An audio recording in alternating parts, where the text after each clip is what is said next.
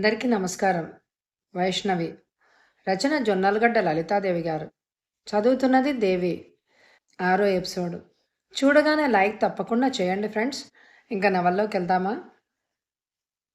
నేను మీ దగ్గర అడ్రస్ తీసుకున్నా. మా అమ్మకేం ఉత్తరాలు రాయను. కావాలంటే ప్రామిస్ చేస్తాను. దయచేసి అడ్రస్ మటుకు శ్రమనుకు ఒక వెతికివ్వండి. నా దగ్గర అట్టి పెట్టుకుంటాను అంటూ ప్రాధేయపడింది. సువర్చలు ఒక్క క్షణం ఆలోచించి, ఇప్పుడు ఇంతకీ నీ పెంపుడు తల్లిదండ్రులు ఏమయ్యారు అని అడిగింది. ఉన్నారు. మరి వాళ్ళకి చెప్పే వచ్చావా?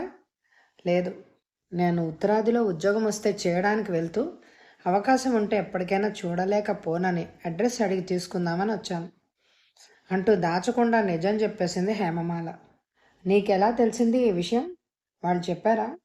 లేదు, వారి కన్న బిడ్డననే చెప్పుకుంటూ వచ్చారు. అనుకోకుండా మీరు ఆనాడు రాసిన ఉత్తరం కనిపించింది. అది చదివి నేను వారిని అడిగాను. నిజమే అన్నారు. అప్పటి నుంచి మీ దగ్గరకు రావాలని ప్రయత్నం అంటూ ఆపింది హేమమాల. చూడు, అన్నట్టు నీ పేరు ఏంటన్నావు? హేమమాల. హేమ, కేవలం పిల్లల మీద ప్రేమ కొద్దీ నువ్వు ఏ కులస్తురాలువో ఎవరికి పుట్టావో అన్న తలంపు లేకుండా కన్న బిడ్డలాగా పెంచి పెద్ద చేసి విద్యావంతులను చేసిన నీ పెంపుడు తల్లి తండ్రుల మనస్థితి ఎలా ఉంటుంది అన్నది కూడా నువ్వు కాస్త ఆలోచించాలి. ఇన్నేళ్లకి నీ కన్న తల్లి విషయం తెలిసి నీ మనసు అటువైపు పరుగుదీస్తుంటే వారి హృదయాలు ఎంత చివుక్కుమంటాయో ఆలోచించావో అసలు? ఆ ఉత్తరాలు చదవలేదనుకుని, అవి అసలు నావి కావు అనుకుని మనసు నిర్మలంగా ఉంచుకుంటే ఎంత బాగుండేది. అది నీకు శాంతి. లేకపోతే చింతల పాలవుతావు. సుఖంగా సాగిపోయే నీ జీవిత నౌకను చేజేతులారా సుడిగుండాల పాలు చేసుకుంటావు అంటూ చాలాసేపు హెచ్చరించింది ఆ డాక్టర్. మీరు చెప్పినవన్నీ నిజమే డాక్టర్, కానీ ఈయన కోరిక చెల్లించండి. ఆమె అడ్రస్ చెప్పండి, నా దగ్గర ఉంచుకుంటాను. నేను కోరి ఆమెకి ఏ కష్టాలు కలిగించను. నా మాట నమ్మండి అంటూ కళ్ళ నీళ్లు పెట్టుకుంటూ అడిగితే కాస్త మెత్తపడింది సువర్చల. 22 నాటి రికార్డు తీయించి వెతకడం మాటలా? ఆ పుస్తకాలు నా ముందు పడేయండి, నేను ఎత్తుక్కుంటాను అంది హేమమాల. దాంతో హేమమాల పట్టుదలని విక్రమార్కుడి లాంటిదని గ్రహించి అడ్రస్ ఇవ్వడం వల్ల తనకేమైనా నష్టమా అన్న ఆలోచనలో పడి చివరికి ఎప్పుడో 22 క్రితం ఉన్న అడ్రస్సే ఇప్పటికీ వైశాలి ఉంటుందా? ఆమె ఎక్కడో వేరే చోట స్థిరపడే ఉంటుంది అని భావించిన సువర్చల సాయంత్రం 6 గంటలకి రా, ఈలోగా వెతికిస్తాను అని అన్నది లేస్తూ. దాంతో తన తల్లిని కళ్ళారా చూసినట్టే అని ఆనందపడింది హేమ. అలాగే అంటూ హర్షాతిరేకంతో 2 చేతులు జోడించి యువతలకొచ్చి తిన్నగా తన హోటల్కి వెళ్ళి ఢిల్లీ వెళ్ళడానికి టికెట్ రిజర్వ్ చేయించుకుని వచ్చింది. ఆ సాయంకాలం ఆమె ఆసుపత్రికి వెళ్ళేసరికి అడ్రస్ పట్టుకొని రెడీగా ఉంది సువర్చల. ఆవిడ చెప్పిన అడ్రస్ ప్రకారం తన తల్లి వైశాలి లక్నోలో ఉండేది. అడ్రస్ రాసుకుని ఆవిడకు థ్యాంక్స్ చెప్పి ఆ రాత్రికే ఢిల్లీ బయలుదేరింది. అయితే తను మద్రాసు వెళ్ళినట్టు, అడ్రస్ సంపాదించినట్టుకు మట్టుకు తల్లిదండ్రులకు చెప్పలేదు. మోహన్ రావు ట్రైన్ ఎక్కిస్తానని అన్నా అతను స్టేషన్కి రాకుండా జాగ్రత్త పడింది హేమమాల. ఢిల్లీ నుంచి ముస్సోరి వెళ్లే వరకు ఆమెకి తల్లిని గురించిన ఆలోచనలే. ఉమానాథ్ దగ్గర పనికి కుదిరాక పిల్లల పెంపకం ప్రథమ కర్తవ్యం అయింది. వాళ్ళకి పాఠాలు, వాళ్ళకి కబుర్లు, వాళ్ళకి దగ్గరుండి అన్నీ పెట్టించడం, ఇవన్నీ ఎంతకాలం నుంచి ఓర్పుగా సంసారం నెట్టుకు వస్తున్న ఇల్లాలలాగే చేస్తుంటే ఒక్కోసారి ఉమానాథ్ ఆశ్చర్యపడుతూ ఉండేవాడు. నీ గత చరిత్ర ఏంటి అని ఉమానాథ్ ఆమెను ఏనాడు అడగలేదు. అసలు అడగడానికి అతనికి తీరుబడి కూడా ఉన్నట్టు కనిపించదు. కానీ ఫ్యాక్టరీలో జరిగిన సమ్మె, అక్కడ పనిచేసే 150 మంది పనివారి జీత సమస్యలు అతి చాకచక్యంగా పరిష్కారం చేసినప్పటి నుంచి ఆమె అంటే అతనికి ప్రత్యేకమైన అభిమానం కలిగింది. వెనకటి కంటే ఆమె విషయంలో మరింత శ్రద్ధ తీసుకోవడం ప్రారంభించాడు. ఇవన్నీ హేమమాలకి అర్థమైనా కాకపోయినా ఆమె అతను కాస్త కలుపుగోలుతనంగా ఉండడంతో అంతకే సంతోషపడింది. ఆ అల్ప సంతోషి గత స్మృతుల మధ్య కలతబడిన హృదయంతో ఎప్పటికో నిద్రపోయింది. తను ముస్సోరికి వచ్చాక తల్లి తండ్రి ఏమనుకున్నారో అని చాలా రోజులు ఆలోచించినా లక్నోకి యువతలు గాని నిర్మించిన ఆ ఫ్యాక్టరీ పర్యవేక్షణకు వెళ్ళేటప్పుడు అక్కడికి లక్నో ఎంత దూరంలో ఉన్నది తెలుసుకున్నప్పుడు ఆమె గుండె అతి వేగంగా కొట్టుకుంటూ ఉండేవి. ఈ ఊళ్ళోనే ఉండేది తనని కన్న తల్లి. ఇప్పుడు ఆమె ఏ రకంగా ఉందో ఎవరికీ తెలియదు. అసలు ఇక్కడుందో మరెక్కడికైనా వెళ్ళిపోయిందో. అదే నిజమైతే తను వెతికితే ప్రయోజనం లేదు. కానీ తల్లి ఉనికిని తెలుసుకోవడం, ఉత్తరాలు రాయడానికి ధైర్యం చాలడం లేదు అని తల్లిని ఎవరైనా పెళ్లి చేసుకుంటే వాళ్ళ కంట పడితే ఆమె జీవితం ఏమవుతుందోనన్న భయం లేకపోతే ఎప్పుడో మొదలుపెట్టేది ఉత్తరాలు రాయడం. ఆ ఉత్తరాల కంటే తను వెళ్ళి కలుసుకుని నేను నీ కూతుర్ని అని చెప్పినప్పుడు ఆమె ముఖం ఎలా ఉంటుందో చూడాలన్న కుతూహలం బాగా పేరుకుపోయి ఉండడంతో ఏ ఉత్తరమూ రాయలేదు. ఆ అడ్రస్కు తాను వెళ్ళాలి అంటే కారు డ్రైవర్ సహాయం తప్పక కావాలి. వేరే గతి లేదు. అతన్ని తీసుకొని తను వెళితే ఉమానాథ్ ఏమంటాడో. అప్పుడు తన పుట్టుకని గురించి వివరాలన్నీ చెప్పుకోక తప్పదు. తాను పెళ్లి కాని పడుచుకు పుట్టిన సంతానమని తెలిస్తే అతను అసహించుకోడు. తన మీద ఇంతవరకు ఉన్న గౌరవ భావం తొలగిపోదు. ఇంకా ఆలోచించడానికి భయం వేసి ఆలోచనలు వాయిదా వేసుకుంది హేమమాల. ఆ రోజు ఉదయం లేస్తూనే అన్నాడు ఉమానాథ్, హేమా, నువ్వొచ్చి చాలా రోజులైనా ఇక్కడవన్నీ నీకు చూపించనే లేదు. ఈరోజు మధ్యాహ్నం 2 గంటలకల్లా రెడీగా ఉండు, నేను కారు తీసుకొస్తాను అన్నాడు టీ తీసుకుని. హేమమాల పైకి వచ్చినప్పుడు అన్నాడు. ఆ మాటలకు ముడిసిపోయింది హేమమాల. లాల్ ఉన్నప్పటికీ ఇటీవలగా అంటే అతనికి జ్వరం వచ్చినప్పటి నుంచి 2 పూటల టీలు టిఫిన్లు పైకి ఆమె తీసుకొస్తోంది. దానికి ఉమానాథ్ కూడా అభ్యంతరం చెప్పడం లేదు. హఠాత్తుగా మీకింత తీరుబడి ఎలా వచ్చింది అని అడిగింది అలవోకగా చూస్తూ. నా జీవితానికి తీరుబడి ఉండదు, కానీ కలిగించుకోవడమే అంటూ ఆమె ఇచ్చిన టీ కప్పు అందుకున్నాడు. పిల్లల్ని కూడా రెడీ చేయనా? నీ ఇష్టం అని ఊరుకున్నాడు ఉమానాథ్. టీ తాగిన కప్పు తీసుకొని కిందకి వెళ్ళిపోయింది హేమమాల. స్వతహాగా పచ్చని శరీర ఛాయ గల హేమమాలకి అక్కడికొచ్చాక మరింత నిగారింపు వచ్చింది. సరిగ్గా 2 గంటలకల్లా కారు తీసుకొని వచ్చిన ఉమానాథ్కి అప్పటికి ముస్తాబైన హేమమాలని చూసేసరికి కన్ను చెదిరిపోయింది. పచ్చని ఆమె శరీరానికి ముద్దుగా అమరిన చీర రంగు, అదే రంగు జాకెట్టు, చేతులకి ఆ చీర కల్లరే గాజులు. ఒక్క క్షణం ఆమెని మైమరిచి చూశాడు. శాపవశాన ఈమె భూలోకంలో పుట్టిన దేవత గాని మామూలు అమ్మాయి కాదు అని అనుకున్నాడు పరవశంగా. పిల్లల్ని తీసుకురమ్మని పంపింది లాల్ని. ఉమానాథ్ డ్రెస్ చేసుకునేలోగా వాళ్ళిద్దరినీ ముస్తాబు చేసింది. కారులో వెనక సీట్లో పిల్లలు ఇద్దరి మధ్య కూర్చుంది హేమమాల. డ్రైవర్ కారు కేప్టీ ఫాల్ దగ్గరికి పోని అన్నాడు ఉమానాథ్ పక్కనే కూర్చుంటూ. ముస్సోరి నుంచి చక్రతా రోడ్లో 15 కిలోమీటర్ల దూరంలో ఉంది క్యాంఫిట్ ఫాల్. చక్కని లోయలో అందాలు వెదజల్లే గంభీరమైన జలపాతం క్యాంఫిట్ ఫాల్. చుట్టూరా ఉన్నతమైన పర్వతాలు, తెల్లని నొరగలతో పచ్చని ప్రకృతి రమణీయతను కలబోసుకుని క్యాంఫిట్ ఫాల్ వినిపించే గంభీర సంగీత ధ్వని వింటూ పరవశించని ప్రాణి ఉండదు. పర్వత పాదం దగ్గర ఉన్న ఈ వాటర్ ఫాల్ దగ్గర పిల్లలు పెద్దలు ఎండగా ఉన్న రోజుల్లో వచ్చి స్నానాలు చేస్తూ ఉంటారు. అసలే పెద్ద కళ్ళేమో.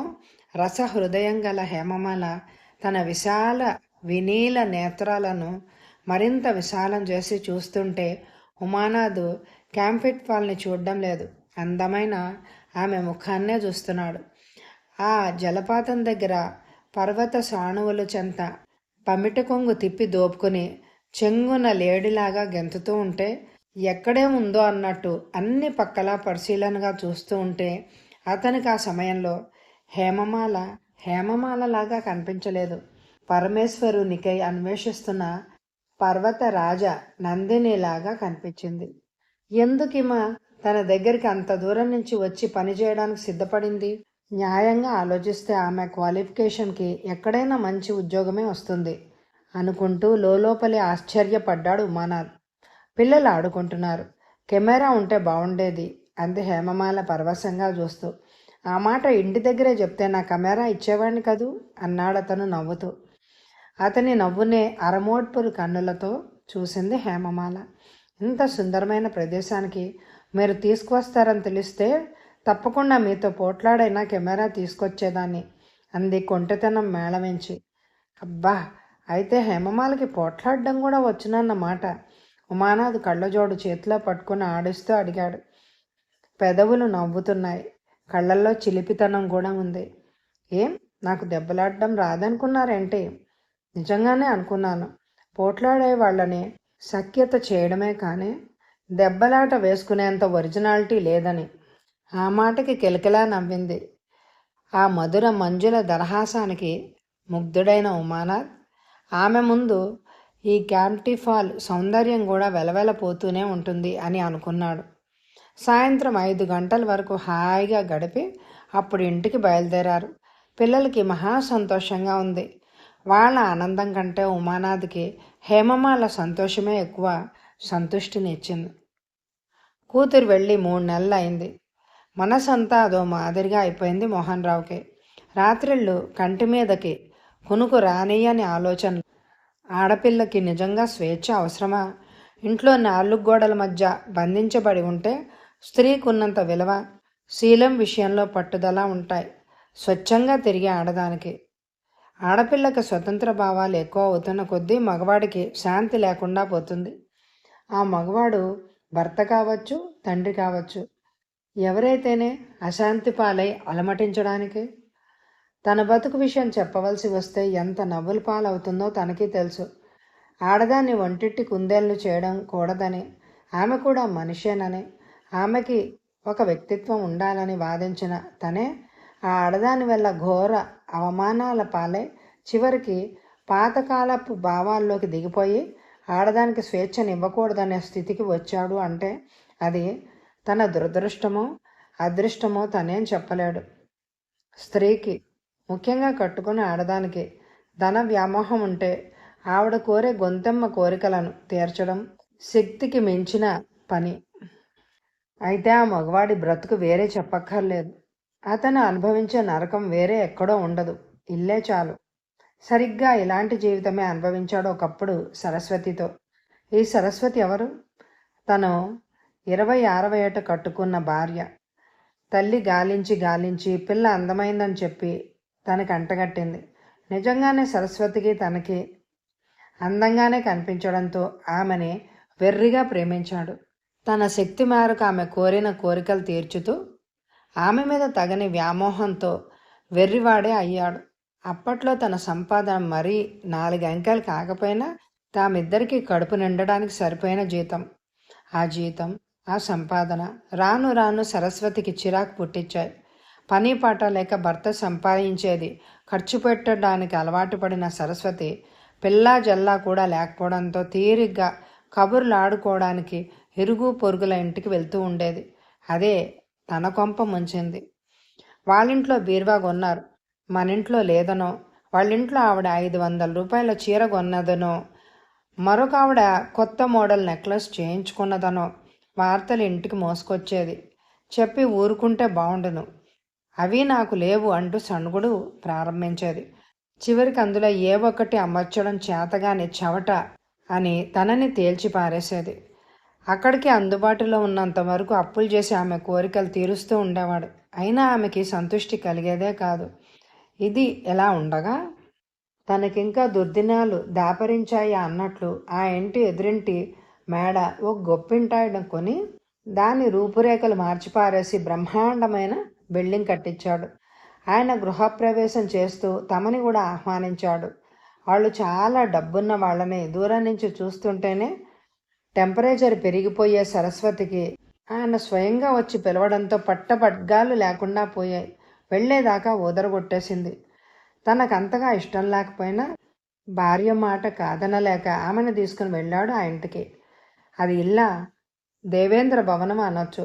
అసలే గుమ్మంలోనికి అడుగు పెట్టగానే తెరుచుకున్న సరస్వతి నోరు ఆ ఇల్లంతా ఆయన తిప్పి చూపిస్తుంటే ఇంకా మూసుకోనే లేదు. ఆయన వైభవం ప్రభావాల ముందు తన ఇల్లు హీనంగా అనిపించింది. ఆయన ముందు తను గడ్డి పరకలాగా కనిపించాడు.